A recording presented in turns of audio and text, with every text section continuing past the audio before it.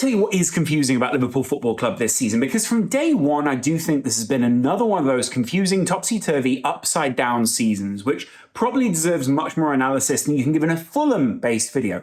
But there are some interesting things that you can spot, especially with this current team, as Liverpool come into good form right towards the end of the season. They've currently got 2 games more played than Manchester United and 1 game more played than Newcastle United. Can Liverpool still snatch top 4? Is that even a question that people should be asking? You know what? It probably is. But at the same time, why? Like, I know this is actually, in comparison to most other good Klopp seasons, in fact, a terrible season by Klopp's own standards. And in fact, he took a lot of responsibility for that. But in more recent games, Liverpool have been finding good form. Part of that has been down to the numbers they've had in midfield.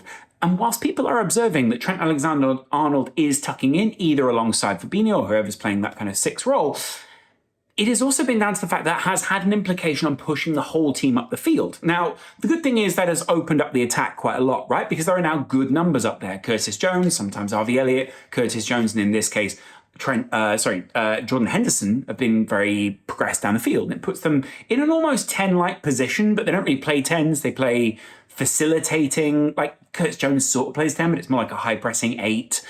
And really, they play as 2 8s, is what I should say.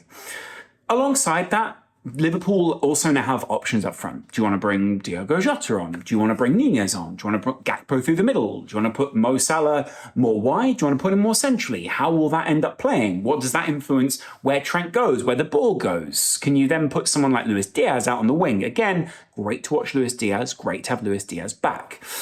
And I get it, like towards the end of the season, of course it's okay and great to hit good form.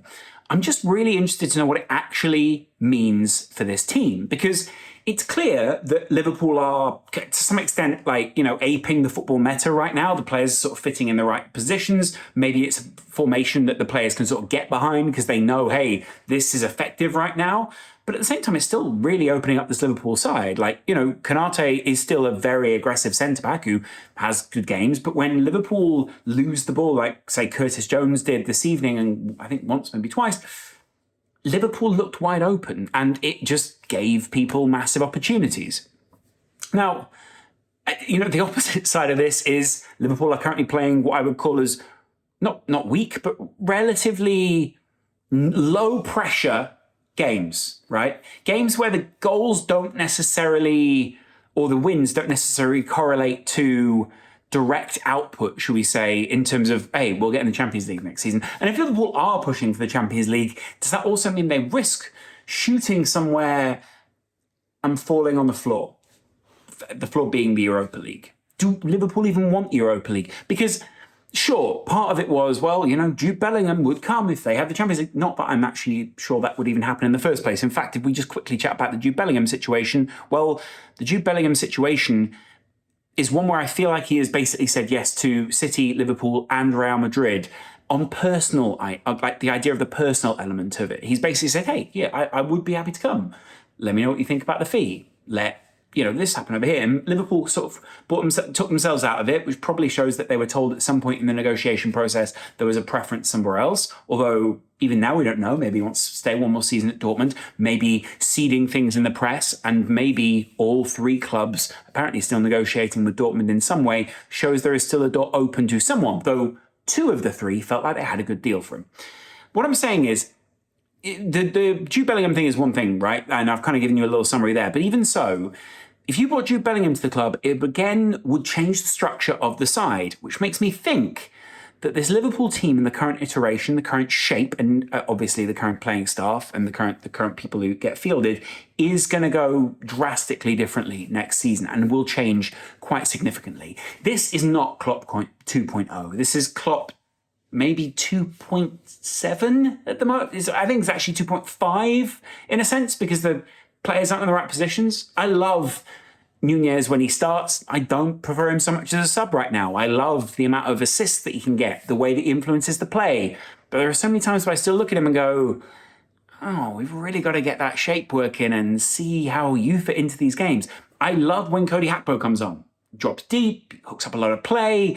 He clearly is beginning to understand the position. He was speaking about that even in recent weeks, saying, I'm trying to learn a new position right now. And it must be so frustrating to get to a club and go, hey, I'm really good at this. All the people, hey, your stats are fantastic. Every analyst online goes, this guy's going to come in and do X, Y, Z. Here's my analysis. And you come in and it feels like you hit the ground jogging. Not because you're bad, just because Liverpool want you to do a very specific thing. And you need time to learn that. A, you're a young player. B, you need to, work out where everyone else is out in the field. And we sort of said that early on, right? But it's also fascinating that you don't have to do that alongside Núñez, alongside a Salah who wasn't particularly feeling it this season, and also alongside a number of injured players. Like, I'm sure that Klopp and everyone else is saying to him, you know what, you come in, sure, like Núñez, and Gakpo came in obviously a bit later, and basically they've gone, oh, but we don't have some of the resources that we needed in order to fit you in quite seamlessly, but here you go, see what happens. We're going to change the midfield shape immediately behind you, so you might have to do a little bit more work. It was so malleable. What I will drop in here is how much I've really enjoyed Curtis Jones coming through at Liverpool more recently. I want to see him in more games. I want to see him evolve as a player, and I think we've always wanted that. I mentally kind of put him to one side a little bit because I couldn't really see where he fit into this three-man midfield, but in the four-man midfield or in the two or kind of adjusted, and the way he's adjusted his game is so encouraging. The open-mindedness to change his game, the way that he's done it in such a short space of time, and what has changed in such a short space of time at Liverpool is so good. But also, what is so frustrating is why and how it has changed. What was on or off before? How has this switch flipped to so many aspects of the club?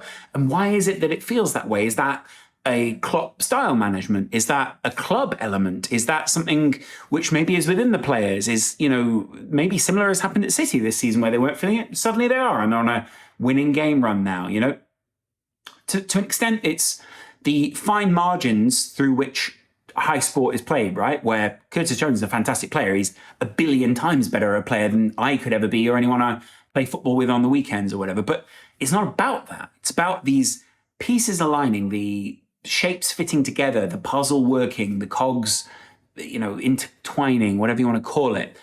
And weirdly, sometimes that doesn't happen. But it's so encouraging when you see someone like Curtis Jones playing in these kind of positions. Originally, I was cynically looking at it and going, well, we're getting him game time so we can sell him on. Now, is he a viable starting option for Liverpool? But again, here's my real question. Is he a viable starting option in the big games? Because I actually said in my last video, so it's not about beating smaller teams. Now, to an extent, Liverpool have actually struggled against the bottom half. But what I mean is, it's not about the smaller team. It's about the games where pressure is on or off Liverpool, what that balance is, how they strike that balance. Do you know what I mean? So there's a lot still to be said for Liverpool this season. There's a lot still to do around Liverpool. And I get the feeling this isn't the final iteration of the side. But what I do take away is heart from this as a Liverpool fan. What I do take away is encouragement from the way it has slipped on and off. But I hope it doesn't, easy come, easy go. But maybe my analysis is easy come, easy go. Our tweets are easy come, easy go. Our Instagram stories, all these things are easy come, easy go. And the hard work that is going on behind the scenes isn't so easy come, easy go. But it feels that way when you see it flick on and off, or when you see what you believe to be a certain kind of attitude from certain players, Curtis Jones, Trent Alexander, all these kind of people, Trent Alexander-Arnold. It's interesting to watch that dynamic. And I think sometimes our analysis, specifically mine, can be misplaced. It's good to see Curtis Jones doing well. I'm so happy for him. When I met him, he was so warm. He was so positive. He was so encouraging. He was such a great interview. He was really thinking about what he was saying. Like, there were so many things about him that I liked. And I love that. He's a good kid. So I'm glad he's back in. I'm glad he's in the side. And there have been so many people speculating over where Liverpool are going from here. Part of the reason I think this Liverpool squad and Klopp care so much is because I think there's a bit of self-respect. B, I think they do kind of still see a bit of a window there. Say Manchester United lost their game in hand or whatever it is, there is a jumpable gap, even though not really, but there is a jumpable gap between Liverpool and possibly one of those other two. And if they give themselves a good opportunity, then sure. But don't leave it till then. Be the side that have the bite. Be the side that other people are scared of. And I'm still not sure that Liverpool are quite there yet. Klopp clearly cares. He clearly cared with everything that was going on with the referee post-game. having looked at that evidence, I think that's worth a whole other video in itself. But my top line take is, I do think that Tierney has made some questionable decisions about Liverpool. I do think the way that he spoke to Jurgen Klopp was a little bit off. But at the same time, I felt that what Klopp did was off as well. Now, I get it. Like, some people think there's a shtick where Klopp basically just goes off on people and then afterwards apologizes, and that's not acceptable, etc. If we want to teach respect to referees, maybe we should basically not talk about all referees being the same, and that basically the referee on a Sunday is not the same as a Premier League referee, mainly because the Premier League referee is very different to a Sunday League referee. Maybe we should show people respect, and modelling there is important, but maybe we should also start to differentiate the people at the super high end, super pressured end of the game differently from the people who are not playing for millions of pounds in the job. They're playing because, now I get it. Like, all footballers are important, all referees are important, but the level of pressure, the level of scrutiny is not the same. And acknowledging that would be helpful, right?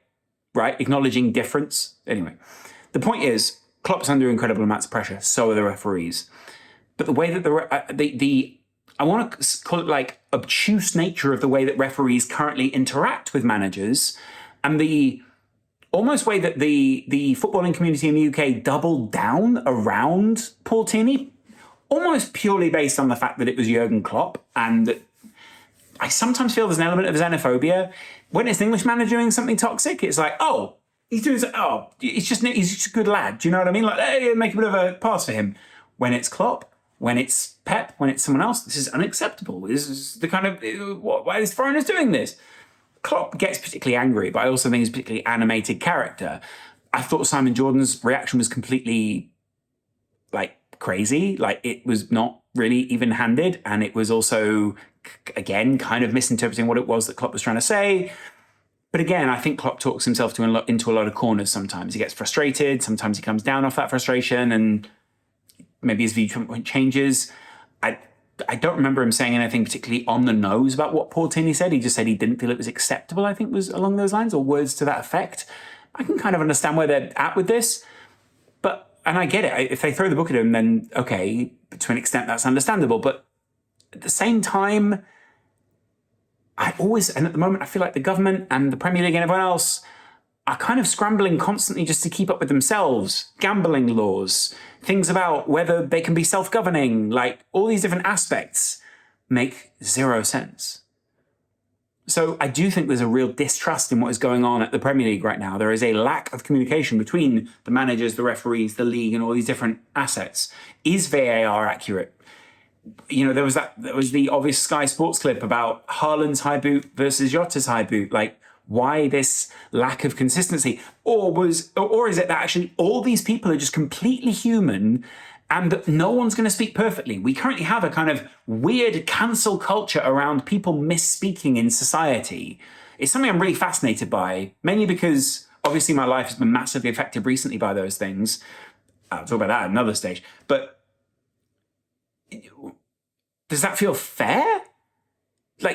I'm not saying my specific situation applies to that, but does completely altering someone's workable daily life feel fair based on the way that you, do you get what I mean? There's a lot more detail to what I'm saying, and I'm not saying the situation I have been through or was involved in is at all equivalent to this. What I'm saying is, does the overall zeitgeist of cancel culture impact the way that we treat what people say, and the weight that we give the words that Jurgen Klopp says? There is, to an extent, I think, something important there to talk about. But that is a whole other video. What I would say is it shows how much it means to Klopp, and I think it shows there is still an element of huge elements of caring, obviously. He cares about his job, and I think he really cares about the club. And obviously I love that man. But I also think it shows how the team feel, and this is what's important to me, that they're moving and in this case moving through a difficult time and out the other side, and anything that feels against that feels like it's an obstacle in moving to the other side of this difficulty. And getting through that, and the players wanting to be on the other side of that, I think is really key, and is really reflective of how Liverpool will reflect on this season. I'll be doing lots more about Liverpool, obviously, in the off-season, the next version of the squad, all these kind of things. I really enjoyed Paul Machin's video the other day about Klopp 2.0, as he called it. I obviously called it 2. Whatever, but it's a really good video. I think I'll try and link that down in the description. And I'm interested to know what you think as well. Obviously, this was a very sort of rambly top-line thought video. I think the main thing I took away from this game is Nunez dived. And I feel like I'm grateful for Salah's new penalty style until it goes over the bar. Still, won't quite enjoy it. Love the balls on the guy. And it's fun to watch. I hope you guys have enjoyed this video. I hope you get involved in the conversation below. Be completely honest. There is you hit a bit of a wall sometimes on YouTube. And, your subs kind of plateau a little bit. We just hit 59,000. I'm so grateful for that. But when you're trying to make it your job and stuff, there is an element of frustration about when it doesn't go as quick as you want. So if you guys wanted to share this and say, even with a friend or someone like that, I'd be really grateful. I'm not saying I deserve to be on this platform or have a massive platform at all, even though I'd love to. I'm just saying it's hard sometimes to keep up with things. And a few people have said, hey, you look really tired recently. And some of that has been down to I'm trying to find my way. And that's sometimes challenging. And that keeps me up at night. So thanks a lot for subscribing, guys. I really appreciate it. And I'll chat to you in a while. Much love.